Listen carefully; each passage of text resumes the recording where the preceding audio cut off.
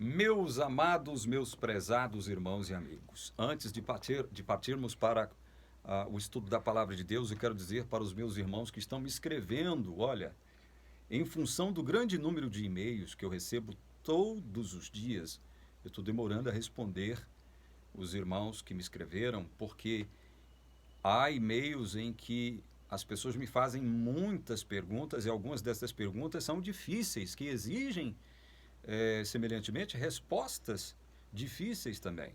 Né? Então, eu preciso trabalhar bem essas respostas, porque são irmãos que nos assistem, nos acompanham e que confiam em nós.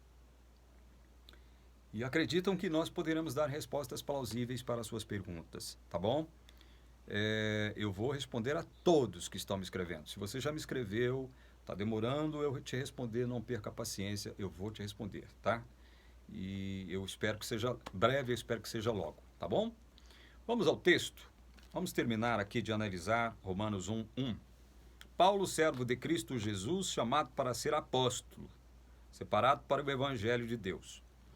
Gente, o que vem primeiro? Eu fiz essa pergunta no vídeo anterior, no final do vídeo anterior. O que vem primeiro? O chamado, no caso de Paulo, para ser apóstolo, no nosso caso, para ser discípulo. O que vem primeiro? O chamado ou a separação para o Evangelho? O que vem primeiro? É importante nós respondermos essa pergunta. Ela pode parecer apenas e tão somente uma pergunta retórica, mas não é. Ela é uma pergunta muitíssimo importante. Olha, vamos deixar Paulo responder essa pergunta? Vamos deixar? O que vem primeiro? O chamado ou a separação para o Evangelho? E separação pressupõe o quê? Escolha. Eleição. Separação pressupõe isso. Olha, eu fui separado, ou então eu separei algo para um determinado objetivo. Então eu escolhi algo para determinado objetivo. Eu elegi algo para determinado objetivo. Entendem? Separação envolve, pressupõe escolha, seleção. Eleição, certo? Tendo isso em mente, vamos ler um texto muito conhecido do próprio apóstolo Paulo, que está aqui mesmo em Romanos capítulo 8. A palavra de Deus é maravilhosa por isso, ela responde a si mesma. Romanos 8, 28 em diante diz assim, olha, sabemos que todas as coisas cooperam para o bem daqueles que amam a Deus, daqueles que são chamados segundo o seu propósito. Chamados segundo o seu propósito. Então percebam uma coisa aqui, olha. Antes de haver um chamado, há o que por trás do chamado? Um propósito. O que é um propósito senão uma vontade soberana, uma vontade pré-determinada de Deus em relação a algo. Uma pré-determinação de Deus em relação a algo. É isto que pressupõe propósito. Então, antes do chamado, tem que haver o quê?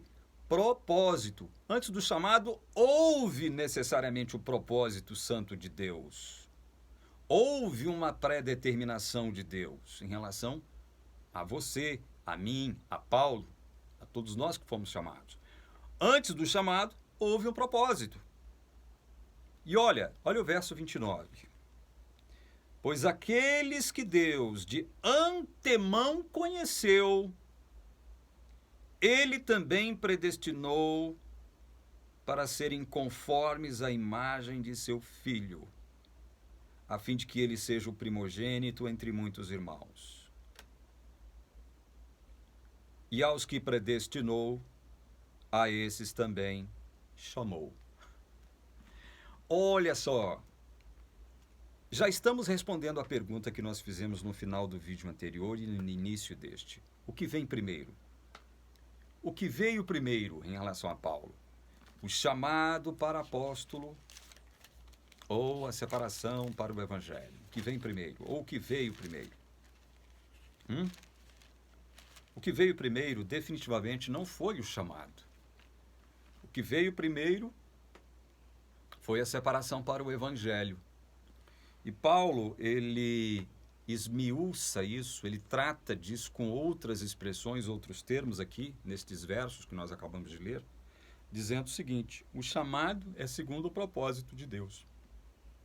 Aí ele diz no verso 29, pois aqueles que Deus de antemão conheceu, ele também predestinou para serem conformes à imagem de seu Filho, a fim de que ele seja o primogênito entre muitos irmãos.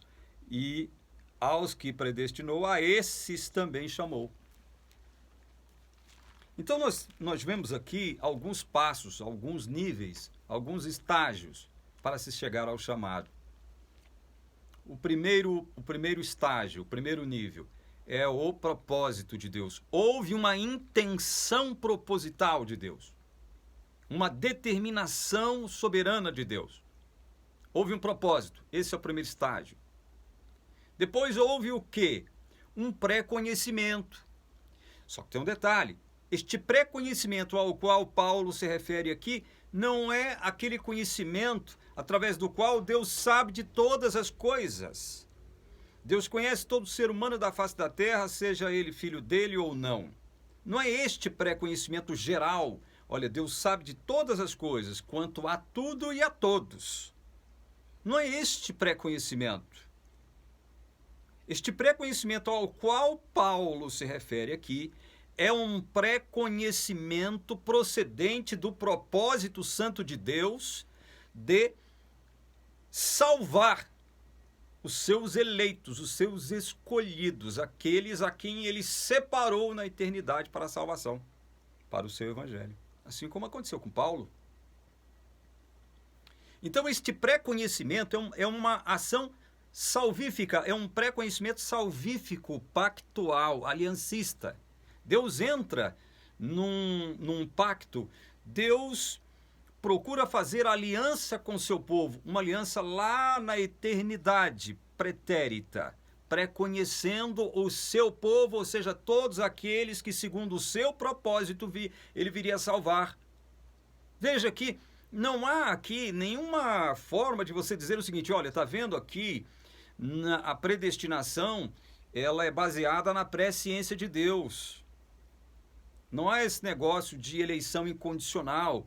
Deus prevê aqueles que serão seus, e a estes que ele já previu que serão seus, é a estes que ele predestina, chama, justifica e glorifica.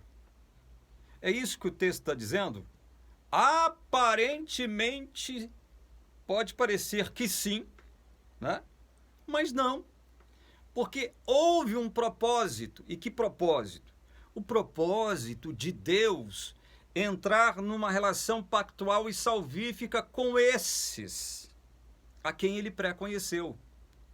E Deus pré-conheceu esses, e Paulo fala exclusivamente, ele se utiliza dessa expressão aqui, a esses, né? Deus, então, entra num pacto salvífico, numa relação de aliança com esses, pré-conhecendo-os na eternidade.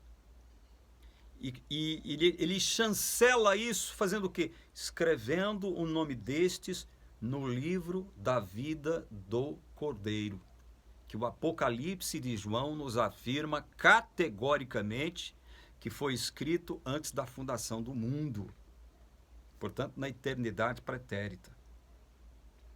Este pré-conhecimento, ele é salvífico, ele é pactual justamente por isso, porque Deus escreve o nome desses a quem ele pré-conheceu no livro da vida. E aí o que acontece quando ele pré-conhece? Ele pré-conhece a estes, então ele os predestina.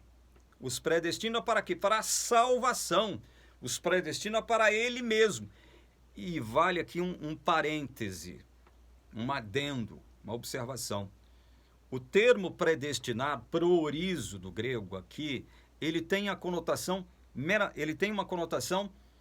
positiva, ele não tem conotação negativa. A predestinação divina, ela tem uma conotação positiva. Deus predestina para a salvação. Esses a quem Deus predestina porque os pré-conheceu de modo salvífico e pactual, segundo o seu propósito. Ele os predestina para a salvação. Portanto, a predestinação aqui não tem nada a ver com predestinação para a condenação, é uma predestinação para a salvação, para a redenção. Entendem? Estão entendendo isso? Isso aqui é importante. Isso aqui é muito importante.